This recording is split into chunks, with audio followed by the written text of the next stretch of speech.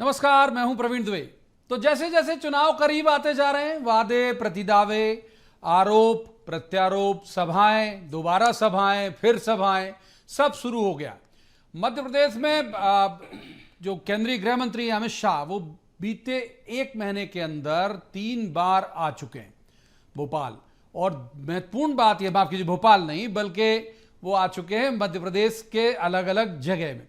कल वो आ रहे हैं इंदौर। पहले जो तय था, मैं सबसे पहले दर्शकों को एक खबर बता देता हूं कि पहले यह तय था कि वो कल पत्रकारों से बात करेंगे, मीडिया से बात करने के बाद फिर उसके बाद इंदौर जाएंगे। अब यह फेरबदल हुआ, संभवतः वो भोपाल नहीं आ रहे हैं बल्कि वो जाएंगे इंदौर सीधा, उनका कार्यक्रम होगा इंदौर में। तो ये समझने वाली बात है कि इस सब के पीछे कितना उनके पास इनपुट है, कितनी उन्हें चुनाव को लेकर फिक्र है, कितना चुनाव का प्रबंधन है। बार बार अमित शाह जी का मध्य प्रदेश आना कितनी बड़ी बात है, ये महत्वपूर्ण बात है समझने वाली। तो इस पूरे मसले को लेकर एक और बात है कि वो भगवान परशुराम की जन्मस्थली को माथा टेकने भी जाएंगे कल जब इंदौर जाएंगे। तो इसके अलावा कांग्रेस में कल इंदौर में ही आदिवासी युवा पंचायत कर रही है कांग्रेस, जिसमें प्रदेश अध्यक्ष कमलनाथ और कांग्रेस के रणनीतिकार दिग्विजय सिंह भी रहेंगे। तो कन्हैया कुमार भी रहेंगे जाहिर तौर पर। तो कन्हैया कुमार, जिसे भाजपा टुकड़े टुकड़े गैंग का संबोधन देती है, तो इन आयोजनों के आलोक में आज समझने की कोशिश करेंगे कि ये सिर्फ मालवा निमाड़ की उन 66 सीटों के लिए होने वाला आयोजन है जहां पिछले चुनाव में सिर्फ 28 सीटें मिली थी बीजेपी को और 35 के आसपास कांग्रेस को मिल गई थी, या फिर ये उस इलाके के जो आदिवासी हैं उन पर फोकस है। जवाब शायद होगा कि नहीं, ये पूरे आदिवासी समाज को केंद्रित करके किया जाने वाला कांग्रेस का आयोजन है, जबकि भाजपा इसके साथ साथ सवर्ण, खास तौर पर ब्राह्मण वोटर को भी साधेगी। तो आज इसी पर करेंगे बात कि मालवा निमाड़ जीतो, एमपी जीतो की मुहिम में कौन रहेगा अव्वल, क्यों भाजपा कांग्रेस के अलावा सपा और बसपा के लिए भी वरीयता पर है ये इलाका। आपको याद होगा अखिलेश यादव भी वहां पर आके जा चुके हैं।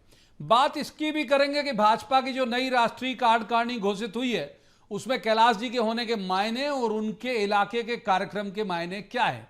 एक बेहद खास पैनल हमारे साथ मौजूद है जिसके पास हम बहुत सारे सवाल लेकर जाएंगे और कहेंगे कि जवाब तो देना होगा, लेकिन रस्मन पहले आपको दिखाते हैं एक रिपोर्ट, देखिए।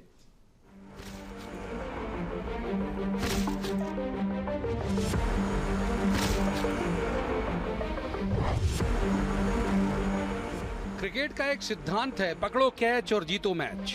एमपी में चुनाव के संदर्भ में ये लागू होता है मालवा निमाड़ पर। जिसने भी यहां कब्जा कर लिया उस दल ने यहां अपनी सरकार बना ली। दिग्विजय सिंह से लेकर उमा भारती तक जितने भी मुख्यमंत्री यहां बने, लगभग सभी के सर पर ताज पहनाने का जिम्मा इसी इलाके का रहा है। 66 विधानसभा सीटों के बड़े कुनबे वाले इस इलाके को एक वक्त में संघ यानी आरएसएस की प्रयोगशाला भी कहा जाता था। पिछले विधानसभा चुनाव में यहीं से भाजपा का पहिया पंक्चर होना शुरू हुआ। 2013 में मिली 56 सीटों में से बहुत नीचे सरककर बीजेपी 28 में आकर रुकी थी। पार्टी के सबसे बड़े रणनीतिकार अमित शाह इस इलाके और एमपी को लेकर कितने फिक्रमंद हैं, ये इसी बात से साबित हो जाता है कि वे 20 दिन में 3 बार एमपी का दौरा कर चुके हैं और कल भी इंदौर और उसके आसपास ही रहेंगे। अमित जी चुनाव के लिए निरंतर कल भी आ रहे हैं और आते रहेंगे। उनका मार्गदर्शन हमारे लिए बहुत उपयोगी है और विजय की तरफ ले जा रहा है। कांग्रेस के साथ भी कहानी यही है। दिग्विजय सिंह जब दूसरी बार तमाम कयासों को मिटाकर मुख्यमंत्री बने थे, तब भी यहीं से मिली 47 सीटों ने बड़ी भूमिका अदा की थी। यहाँ आदिवासियों की भी आबादी बहुत है और उनसे जुड़े क्षेत्रीय संगठनों की भरमार भी। कांग्रेस यहाँ युवा पंचायत उन्हीं संगठनों में सेंध लगाने के आशय से कर रही है। पिछली बार भी कांग्रेस जैस को साधकर ही यहाँ से 35 सीटें जीत पाई थी। यहाँ आदिवासी युवा पंचायत से कांग्रेस को उम्मीद है कि एक पंथ दो काज हो जाएगा, यानी यहाँ के अलावा दूसरे आदिवासी जिलों में भी एक संदेश जा सकता है। मालवा निमाड़ में कांग्रेस की स्थिति पहले से बेहतर है, क्योंकि राहुल गांधी जी की जो पूरी भारत जोड़ो पदयात्रा निकली है वो उस पूरे इलाके में निकली है। तो इसका और पॉजिटिव प्रभाव होगा। तो इसलिए हम मालवा निमाड़ अच्छे से जीतेंगे, हम विंध्य अच्छे से जीतेंगे, हम महाकौशल अच्छे से जीतेंगे और ग्वालियर चंबल एक तरफा रहेगा। तो जब ये इलाका इतना महत्वपूर्ण है तो तय मानिए कि यहाँ भाजपा के साथ साथ संघ की प्रतिष्ठा भी दांव पर होती है। अमित शाह और कमलनाथ दोनों के प्रयासों में सफलता किसे मिलेगी ये तो चुनाव के नतीजे बताएंगे, लेकिन इतना तो तय है कि मालवा निमाड़ सहित प्रदेश भर की 47 विधानसभा सीटों वाले आदिवासी समाज का साथ जिसे मिल गया वो बाजी अपने पक्ष में आसानी से कर लेगा। Bureau report, BSTV। तो रस्मन सबसे पहले उन खास मेहमानों का मैं आपसे परिचय करा दूं जिनके साथ हम इस चर्चा को आगे बढ़ाएंगे। हमारे साथ है मृणाल पंत, कांग्रेस के विद्वान ऊर्जावान प्रवक्ता हैं। स्वागत है मृणाल जी का। दूसरे मेहमान है सनवर पटेल, ये बीजेपी के विद्वान ऊर्जावान प्रवक्ता है। सनवर जी का भी स्वागत है। और तीसरे मेहमान पत्रकारिता का बड़ा चर्चित चेहरा है, बहुत अच्छे राजनीतिक विश्लेषक हैं, शिव कुमार विवेक साहब। बहुत स्वागत है विवेक जी का भी। शुरुआत कर लेते हैं सनवर जी से। सनवर जी, कल जो आयोजन हो रहा है, अव्वल तो ये कि जो हमने अपनी बात की शुरुआत में कहा कि ये फिक्र है, किसी तरह का इनपुट है या चुनाव का प्रबंधन है, इतने महत्वपूर्ण नेता आपकी पार्टी के नंबर 2 बहुत बड़े रणनीतिकार के तौर पर प्रसिद्ध हैं, वो एक महीने में 3 बार आ गए, क्या वजह? देखिए प्रवीण जी, बहुत ही स्पष्ट है कि भारतीय जनता पार्टी में हमारा जो शीर्ष नेतृत्व है वो भी सबसे पहले कार्यकर्ता भाव के साथ कार्यकर्ता की भूमिका अदा करता, और न केवल अदा करता है, समय समय पर हर मंच से इस बात को बोलता। और उसी कड़ी में हम सौभाग्यशाली हैं कि हमारे नेता हमारे बीच आ रहे हैं, हमको मार्गदर्शन दे रहे हैं और विजयश्री की ओर एक ऐतिहासिक बहुमत से हम आगे बढ़ रहे हैं। एक सप्लीमेंट्री मेरा ले लीजिए, एक सप्लीमेंट्री। कांग्रेस की बात आपने सुनी होगी, पीसी शर्मा वरिष्ठ नेता हैं, पूर्व मंत्री भी हैं, वो कह रहे हैं कि पिछली बार तो 35 ले आए थे हम, इस बार तो और लंबा लाएंगे उस पूरे मालवा निमाड़ इलाके से। देखिए साहब, पीसी शर्मा जी स्वतंत्र हैं, वो वरिष्ठ नेता हैं आपकी पार्टी के, वो कुछ भी बोल सकते हैं, लेकिन सीटें लाने के लिए आपको जनता के बीच में जाकर काम करना पड़ेगा, उनके सुख दुख में खड़ा होना पड़ेगा। आप 15 माह में 15 बार भी भोपाल छोड़कर बाहर निकले नहीं पीसी शर्मा जी और कमलनाथ साहब। आप वल्लभ भवन की खिड़की से झांके तक नहीं, आपका देखना दुभर हो गया था। ऐसी स्थिति में आप ये डिसीजन ले रहे हैं या आप अपना बयान दे रहे हैं कि हम बहुत भारी सीट लाएंगे, ठीक है। तो 2018 के बाद 19 आया, 19 में आपकी 29 में से 28 सीटें आपने गवाई, 20 आया, 20 में आपने 28 में से 19 सीटें गवाई, 21 के 4 में से 3 सीटें आप गवाई आपने, ठीक है। और नगरीय निकाय के चुनाव आपके सामने। ठीक है, जवाब लेते बहुत वक्त दिया पहले सवाल में सर, और सप्लीमेंट्री भी ले लिया। एक सवाल मैं इन कर लेता हूं तत्काल से। एक बात मैं जरूर जानना चाहूंगा मृणाल जी आपसे कि आप कैसे देखते हैं अव्वल तो अमित शाह जी के दौरे को, दूसरा कल आप भी एक बड़ा आयोजन कर रहे हो और आदिवासी युवा पंचायत, या मैं हो सकता है उच्चारित करने में चूक कर जाऊं, इस तरह का कुछ नाम है आपका, साथ साथ रुद्राभिषेक और बहुत सारे आयोजन है। तो मैं चाहता हूं आप अपने आयोजन के बारे में बता दें, कल जो हो रहा है, और अमित शाह जी की रैली को, अमित शाह जी के कार्यक्रम को कैसे देखते हैं? अमित शाह जी देश के गृह मंत्री है, भारतीय जनता पार्टी के नेता होने के साथ साथ करीब 90 दिन हो गए मणिपुर चल रहा है। हिंदुस्तान की 2 कौमें आमने सामने ऐसे खड़ी हैं जैसे 2 देशों की सेनाएं आमने सामने खड़ी है। 150 से ज्यादा आदिवासी मणिपुर में मारे जा चुके हैं, दर्जनों आदिवासी महिलाओं का बलात्कार हुआ है, निर्वस्त्र करके उनको सड़कों पर घुमाया। 50,000 से ज्यादा लोग इस तेज बारिश में जंगलों में बिना छत के, बिना खाने पीने के रहे। मुझे बड़ा आश्चर्य होता है, देश के गृह मंत्री को 20 दिन में 3 बार मध्य प्रदेश आने की फुर्सत है, लेकिन देश के एक बहुत बड़े वर्ग, हजारों लाखों लोग जो इतनी पीड़ा में है, देश का क्या होगा उसकी बिल्कुल चिंता नहीं है। मणिपुर जाने का समय, पूरे देश के बहुत सारे शहर अतिवृष्टि के कारण संकट में, मवेशी बह रहे हैं, लोग बह रहे हैं, गाड़ियां बह रही हैं, जान माल की स्थिति खराब है, लोगों को खाने को नहीं मिल रहा। देश के गृह मंत्री को उनकी चिंता नहीं है, बाढ़ग्रस्त क्षेत्रों में जाने के लिए उनके पास समय नहीं। चुनाव इतना महत्वपूर्ण है, सत्ता में रहना इतना महत्वपूर्ण है कि मध्य प्रदेश 20 दिन में 3 बार आ रहे हैं और शायद अगले हफ्ते फिर आ। तो मतलब उनके आने से डर रहे हो आप क्या? बिल्कुल नहीं डर रहे, हम तो स्वागत करते हैं उनका, वो आए तो आए, लेकिन आए तो कृपा करके इंदौर से शुरुआत कर रहे हैं। कृपया बावड़ी हादसे में जो शोक पीड़ित लोग हैं उनके परिवारों को सांत्वना देने भी चले जाए। कृपा करके उस आदिवासी के घर भी चले जाएं जिनको भारतीय जनता पार्टी की सरकार ने महू में ही, जहाँ पे वो लैंड करने वाले हैं, थोड़े 2-3 महीने पहले गोली मारी, और कृपा करके भगवान परशुराम जी के यहाँ दर्शन करने जाएंगे। बहुत अच्छी बात है। मैं तो पूछना चाहता हूँ, क्या वो पश्चाताप करने वाले हैं? जब शिवराज सिंह जी ने बयान दिया था कि कौन माई का लाल मध्य प्रदेश में है, अब शिवराज सिंह जी ने तो कुछ कहा नहीं, क्या उनके इस बयान का पश्चाताप करने के लिए जा रहे हैं? ठीक है, बहुत वक्त दिया आपको भी। पहले सवाल मृणाल जी विद्वान प्रवक्ता है, बड़ा उम्र के साथ बैठते हैं। एक बार में शिव कुमार विवेक जी को इन कर लेता हूँ। विवेक साहब, ये दोनों के दावे अलग अलग हैं, दोनों के कार्यक्रम संयोग से एक दिन एक जगह, इसे आप अपने हिसाब से कैसे इसका तर्जुमा करते हैं? देखिए, मध्य प्रदेश में जैसा अभी जिक्र आया कि 47 आदिवासी सीटें हैं और मालवा निमाड़ 66 है। मालवा निमाड़ में 66 सीटें हैं, जिसमें से आदिवासी सीटें जो है 22 हैं। हाँ। और पिछले दिनों हमने देखा कि आदिवासी जनजाति समाज पर भारतीय जनता पार्टी ने बड़ा फोकस किया है और मध्य प्रदेश में अगर 47 सीटों में से आधी आदिवासी सीटें मालवा निमाड़ में हैं। जाहिर बात है कि दोनों ही पार्टियां बाकी महाकौशल की तरफ हैं, महाकौशल में हैं, बिंद में हैं, तो जाहिर बात है कि आदिवासी समाज बड़ा निर्णायक वोटर होने वाला है। और वैसे भी जैसा कि अभी कहा कि मालवा निमाड़ जो है वो सत्ता की चाबी उसके पास रहती है, वो जिसको जिताता है मध्य प्रदेश की सत्ता में वो बैठता है। और मालवा निमाड़ मध्य प्रदेश की राजनीति में, मध्य प्रदेश के गठन से पहले से 2 क्षेत्र बहुत लाउड रहे हैं, मालवा और ग्वालियर, और ज़्यादातर मुख्यमंत्री मालवा से आए हैं। और पिछली बार भारतीय जनता पार्टी की जो वहाँ दशा हुई है, जो सीटों की गिरावट हुई है, उसमें निश्चित रूप से भारतीय जनता पार्टी के लिए बड़ी चिंता का विषय तो है ही, और कांग्रेस के लिए एक उत्साह का कारण भी है, जैसा कि कहा जा रहा है कि कांग्रेस लगातार बढ़ रही है। इसलिए दोनों का फोकस मालवा पर होना स्वाभाविक है। आदिवासी पर फोकस होने का जहां तक प्रश्न है, तो देखिए, हम सब जानते हैं कि पारंपरिक वोटर आदिवासी कांग्रेस का था, जिसमें भारतीय जनता पार्टी ने पिछले दिनों सेंध लगाई थी और भारतीय जनता पार्टी की सीटें लगातार जनजाति क्षेत्रों में बढ़ रही थी। 18 में कम हुई थी, लेकिन जी 18 में बढ़ी, जिसके हाँ। कारण भारतीय जनता पार्टी को अपना फोकस उस इलाके पर बढ़ाना पड़ा है। और केवल भारतीय जनता पार्टी एक बहुआयामी स्ट्रेटेजी के साथ चल रही, जैसा आप देख रहे हैं कि रविदास यात्रा भी 14 तारीख को समापन जिसका होने वाला है सागर में, इस तरह से वो अनुसूचित जाति को एड्रेस कर रहे हैं। और आपने भी जैसा बताया कि सवर्णों के लिए अलग एक रणनीति के साथ वो काम कर रहे हैं।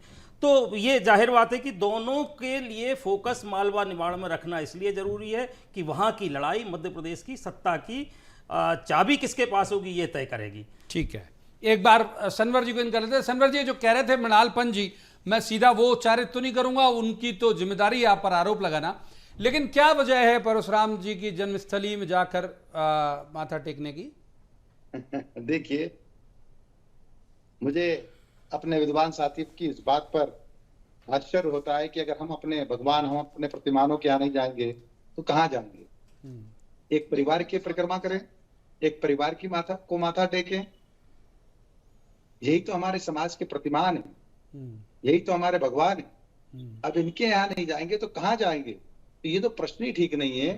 भारतीय जनता पार्टी और उसके नेता, और जहां जहां सत्ता में भारतीय जनता पार्टी है, 24 घंटे 365 दिन आम जन का जीवन स्तर कैसे सुधरे, वहां सुशासन की स्थापना कैसे हो, इसके लिए रात दिन प्रयास करती है। आप कह रहे हैं अमित शाह जी पूरी सरकार इस बात की फिक्र कर रही है, कानून व्यवस्था सबसे मस्ट है, सबसे जरूरी है, कानून व्यवस्था कायम हो रही है, और जो भी आरोपी है वो कहीं के भी हो बख्शे नहीं जाएंगे, ये मान लीजिए आप, और नहीं बख्शे जा रहे। अच्छा, एक सप्लीमेंट्री जल्दी से ले लेता हूं, फिर जाऊंगा पंत साहब के पास, उनसे भी आज एक और डिटेल बात करूंगा पंत सप्लीमेंट्री के साथ। मैं ये कहना चाहता हूं कि ये खबर चल रही है कि भाई उन्होंने कोई टास्क दिया था कि 72 घंटे में कहाँ की टीम तैयार कर सकती हो। कैलाश जी ने कहा कि हम करा लेंगे इंदौर में, इसीलिए बड़ा वो कार्यकर्ताओं को बूस्ट भी कर रहे हैं। कुछ खबरें भी आई कि होर्डिंग खुद कैलाश जी के 1-2 जगह लगाते हुए फोटो आए। देखिए, ये मैं तो पहले ही बोल चुका हूं प्रवीण जी कि भारतीय जनता पार्टी के बड़े से बड़े नेता भी सबसे पहले कार्यकर्ता हैं, और कार्यकर्ता भाव से कैलाश जी काम करते हैं, और हमारा कैलाश जी शीर्ष नेतृत्व भी है। तो यही विशेषता हमारे नेताओं की है। और रही बात टास्क की, तो ये तो आपकी खबर है, हम मना भी नहीं कर रहे और आ भी नहीं कर रहे हैं। ठीक हम है, आपको भी डिनाई नहीं कर रहे ठीक है। और पंच साहब को ये इन कर लेते, मृणाल जी को इन कर लेते, मृणाल जी को इन कर लेते सर, वक्त दिया आपको। कार्यकर्ताओं मृणाल जी, के ये साथ रुद्राभिषेक, बातचीत करते हैं और काम को आगे बढ़ाते हैं। रुद्राभिषेक कांवड़ यात्रा कल भी मेरी, अगर मैं गलत नहीं हूं तो कल भी कमलनाथ जी और दिग्विजय सिंह जी रुद्राभिषेक करेंगे वहां पे। तो रुद्राभिषेक, कांवड़ यात्रा, ये सब मतलब समारोह पूर्वक कांग्रेस में मैंने इसके पहले देखी नहीं, नंबर एक। और सप्लीमेंट्री भी अभी पूछ लेता हूं, दोनों सवाल के डिटेल जवाब दे देना कि जो मंदसौर में किसान गोलीकांड है उसकी भी राख कुरेदी जाएगी क्या इस चुनाव में? देखिए, कांग्रेस पार्टी और उसके नेता शुरू से धार्मिक रहे। ये जरूर है कि भारतीय जनता पार्टी की तरह वो अपनी श्रद्धा का, अपने विश्वास का इस तरह से अति प्रचार नहीं करते, उसका राजनीतिक दुरुपयोग नहीं करते। हमने तो कभी फोटो नहीं खिंचवाया जब दिग्विजय सिंह जी मुख्यमंत्री रहते हुए भी और उसके बिना भी हर साल नवरात्रि पे 9 दिन 9 बड़े बड़े देश के मंदिरों में जाते हैं। हमने तो फोटो नहीं खिंचवाया जब नर्मदा यात्रा उन्होंने सपरिवार इतनी इस उम्र में युवाओं की भांति की। हमने कमलनाथ जी निरंतर हनुमान जी का इतना बड़ा मंदिर बनाया, उसका इस तरह से राजनीतिक दुरुपयोग की तरह प्रचार प्रसार नहीं किया। धर्म हमारी आस्था है और इनसे ज्यादा वास्तविक आस्था, उसका शो करने की, उसका दुरुपयोग करने की हमें जरूरत नहीं। बाकी भारतीय जनता पार्टी के नेता आते हैं, दर्शक करते हैं, बहुत बहुत स्वागत है, उसमें कोई दिक्कत नहीं। जहां तक कांग्रेस पार्टी की बात है, हमको इस अमित शाह जी के दौरे से एक बात साफ है कि भारतीय जनता पार्टी के पास मध्य प्रदेश में कोई नेता नहीं बचा। ये बात उनका केंद्रीय नेतृत्व, दिल्ली का नेतृत्व समझ गया है और इसलिए कमान उसने अपने हाथ में ले ली है। ये शिवराज सिंह जी के नेतृत्व पे घोर अविश्वास को दर्शाता है। दूसरा, अलग अलग क्षेत्रों में ऐसा लगता है कि वो वैकल्पिक नेतृत्व भी ढूंढ रहे हैं, ये मानने के बाद कि शिवराज सिंह जी के नेतृत्व में भारतीय जनता पार्टी की हार तय है, जो वैसे भी तय है। क्या कोई दूसरा चेहरा हो सकता है जिसे आगे बढ़ा सकते हैं? और तीसरी बात, ये बात ठीक है कि किसान पिछली बार की तरह भी इस बार भी केंद्र बिंदु रहेगा, क्योंकि भारतीय जनता पार्टी की इस सरकार में जो बची खुची आशा किसानों को थी वो भी नेस्त नाबूद हो गई है। मालवा निमाड़ का किसान भूलेगा नहीं कि उसकी छाती पे भी आदिवासियों की तरह ही भारतीय जनता पार्टी की सरकार ने गोली चलाई थी और बार बार ये बात हम लोगों को याद दिलाते रहेंगे। बहुत वक्त दे दिया आपको विस्तार से आपकी दोनों बातों का जवाब ले लिया। मैं एक बार विवेक साहब को इन करता हूँ। सब मंदसौर गोलीकांड की राख अगर मुझे ठीक से अगर याद है तो वहाँ जीत नहीं हुई थी कांग्रेस की जहाँ गोलीकांड हुआ था, तो इसका मतलब कि वो मुद्दा चला नहीं उस पूरी जगह में खास तौर पे। और दूसरी बात यह है कि अभी भी आप देखिए कि मृणाल जी की बात में दो चीज़ें आई, मणिपुर और मणिपुर से उन्होंने ट्राइबल को कनेक्ट किया, मतलब एक नेशनल इशू भी और ट्राइबल हमारा लोकल जिस पे हम बात ही कर रहे हैं। और दूसरा, गोलीकांड की राख को रेदने से आपको लगता है कुछ फ़ायदा होगा कांग्रेस को? देखिए, जैसा आपने कहा भी है कि वो मुद्दा चला नहीं पिछली बार भी, उसे एक पर्टिकुलर जगह में नहीं चला, लेकिन उस जगह नहीं चला, मालवा लेकिन ने चला मालवा विधानसभा सीटें पर, अच्छी। विधानसभा के चुनाव का उसका प्रभाव रहा है। लेकिन 5 साल गुजर चुके हैं, 5 साल में बहुत पानी बह चुका है। हर चुनाव में नए मुद्दे सामने आते हैं। भारतीय जनता पार्टी ने उस मुद्दे के बाद किसान और आदिवासी समस्याओं को एड्रेस करने की काफ़ी कोशिश भी की है। दूसरे, मंदसौर में जो नेतृत्व है कांग्रेस का, उसने उस मुद्दे को पिछले 5 साल में जिंदा रखने के लिए क्या किया, एक प्रश्न ये भी बिल्कुल है। सही बात है ना? ये बिल्कुल सही तो इसलिए नया चुनाव है, नए मुद्दे हैं, ऐसा मुझे लगता है। और मुद्दे बहुत से हैं। भारतीय जनता पार्टी जहां अपनी उपलब्धियों पर चुनाव लड़ेगी, और कोई भी सत्तारूढ़ पार्टी अपनी उपलब्धियों पर ही चुनाव लड़ती है, वहीं कांग्रेस के पास भी कुछ मुद्दे हैं। और सबसे बड़ा मुद्दा तो पिछली बार ऋण माफी का कांग्रेस ने जो वादा किया था, उसका कितना प्रभाव हुआ हम ये आकलन कर सकते हैं। और जहां भी जिस तरह की घोषणाएं हुई हैं, राजस्थान में पिछले चुनाव में गहलोत जी ने जो घोषणाएं की थी उसका क्या असर हुआ था हम जानते हैं। तो इसलिए मुद्दे हर चुनाव में अलग तरह के होते हैं। पिछले चुनाव के मुद्दों से हमें तुलना हम नहीं कर सकते हैं, हम बहुत आगे बढ़ चुके हैं। नए मुद्दे हैं निश्चित रूप से, और उन मुद्दों के आधार पर चुनाव होंगे। मुझे नहीं लगता कि मंदसौर का मुद्दा अब उतना कारगर है। ठीक है, सनवर जी को इन करते हैं। इसी में ये सब झाबुआ अलीराजपुर ये भी उसी इलाके में आता है। ट्राइबल, खास तौर पर ट्राइबल से हमने शुरू किया था। तो जयस ने पिछले बार आपको नुकसान पहुंचाया था सनवर जी, इस बार ठीक है, मुझे नहीं पता कि आपने उसके 3 हिस्से करे कि कांग्रेस ने करे, लेकिन जयस के 3 हिस्से तो हो गए। इस बार क्या उम्मीद है, जो खासतौर पर क्षेत्रीय संगठन है, जिन्हें हम पॉलिटिकल पार्टी ना कहें, जो एक विचारधारा के नाम पे शुरू हुए, ये किसकी तरफ लेके जाएंगे? ट्राइबल को आपकी तरफ लाएंगे क्या? देखिए प्रवीण जी, समाज क्षेत्र में जब हम काम करते हैं, सामाजिक संगठन के रूप में काम करते हैं, तो कोई मना ही नहीं, सभी को करना चाहिए। राजनीतिक संगठन में भी काम करते हैं तो करना चाहिए, लेकिन हम सामाजिक संगठन का नाम लेकर और लोगों को भ्रमित कर कर और किसी राजनीतिक दल की बी टीम बन जाए तो ये जनता स्वीकार नहीं करती है, और इसीलिए जनता ने इसको स्वीकार नहीं किया और इसीलिए वहां पर कांग्रेस को मुंह की खानी पड़ी। नहीं तो यहाँ 3 धड़े उसके आपने करा दिए क्या जयेश के? देखिए, जनता, जब आप समाज क्षेत्र में काम, जनता से बड़ा कोई होता नहीं।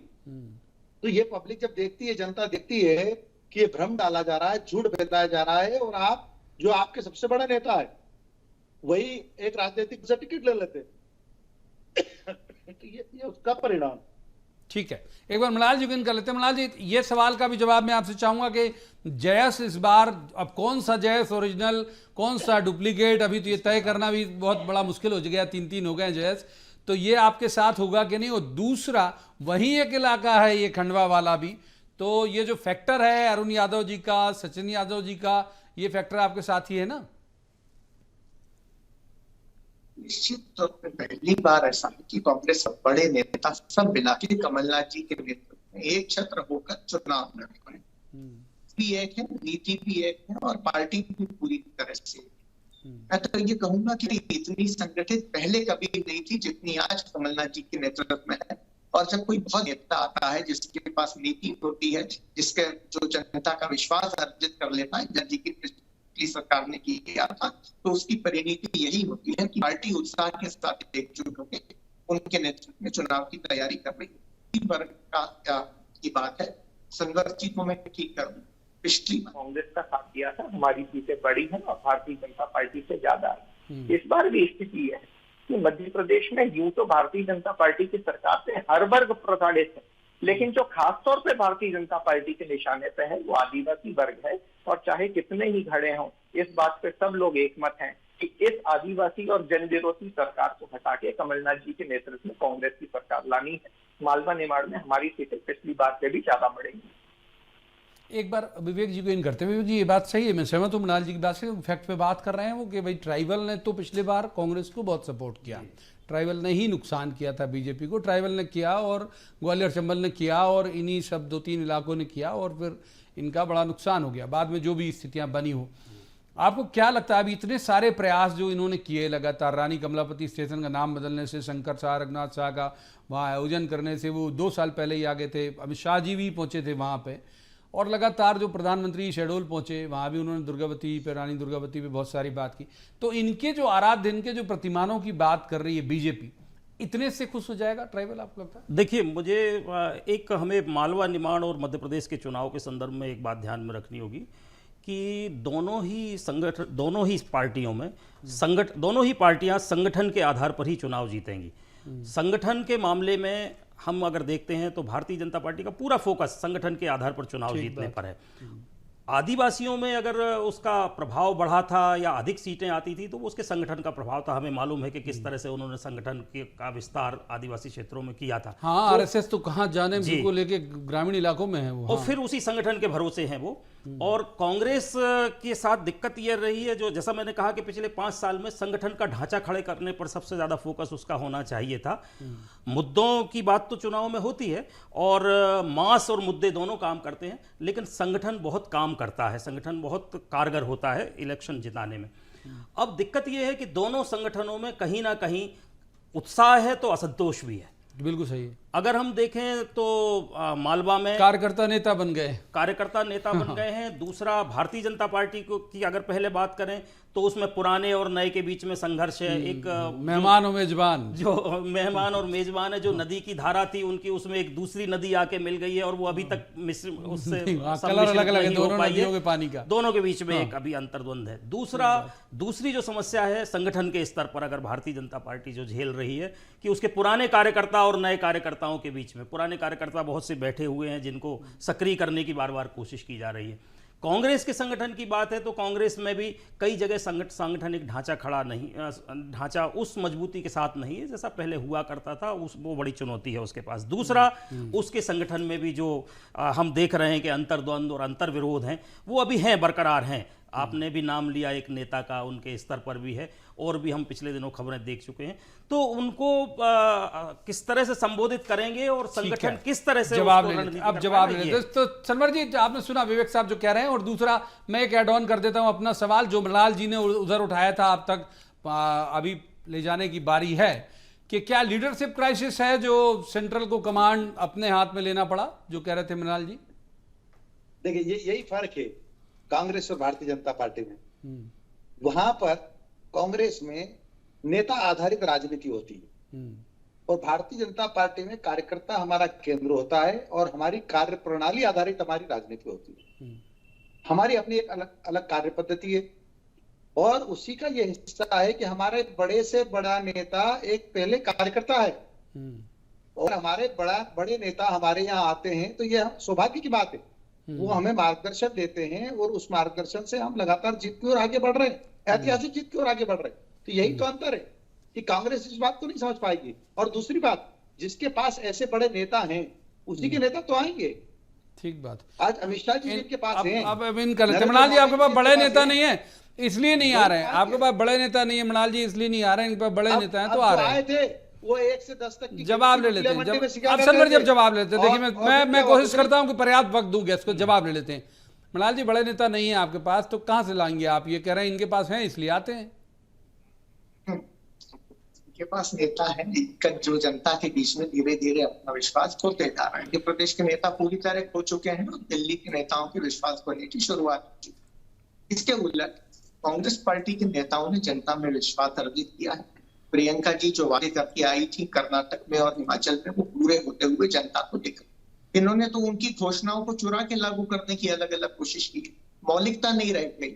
और भारतीय जनता पार्टी के जिन कार्यकर्ताओं की वो बात कर रहे थे कि उनके आधार पर चुनाव करती है, तो मध्य प्रदेश की जनता देख रही है कि भारतीय जनता पार्टी का कार्यकर्ता हमारे मुंह पर पेशाब कर रहा है। वो देख रही है कि भारतीय जनता पार्टी का कार्यकर्ता हमारे मुंह पर मल मल रहे हैं। वो ये भी देख रही है कि भारतीय जनता पार्टी के कार्यकर्ता स्कूल से लौटती हुई छात्रा के साथ किस तरह का दुर्व्यवहार है। ठीक है, आऊंगा सनवर जी, आना चाह रहा था, माफ कीजिए, आऊंगा बोल दिया मैंने, वक्त इजाजत नहीं देता। मैं विवेक साहब के पास भी नहीं जा पाया। बहुत बहुत शुक्रिया तीनों मेहमानों का इस चर्चा में शामिल होने के लिए। ये बात जरूर है कि जब कोई बड़े नेता और फ्रिक्वेंट आने लगे तो सवाल ये जरूर उठते हैं कि आखिर क्या वजह है, क्या इनपुट है उनके पास, क्या बीजेपी की पोजीशन यहाँ बहुत खराब है या फिर उन्होंने तय कर लिया है कि किस तरह से जीत को, जैसे विवेक साहब कह रहे थे कि चतुष्कोणीय तरीके से प्रयास करने हैं और उसे लक्ष्य तक हासिल करना है। तो जाहिर बात है कि इन सब सवालों के जवाब तो तब मिलेंगे जब चुनाव के नतीजे आएंगे। आज की इस चर्चा में इतना ही। अब आपसे मुलाकात होगी सोमवार को, किसी खास पैनल के साथ बैठकर कहेंगे जवाब तो देना होगा। आप देखते रहिए तब तक BSTV।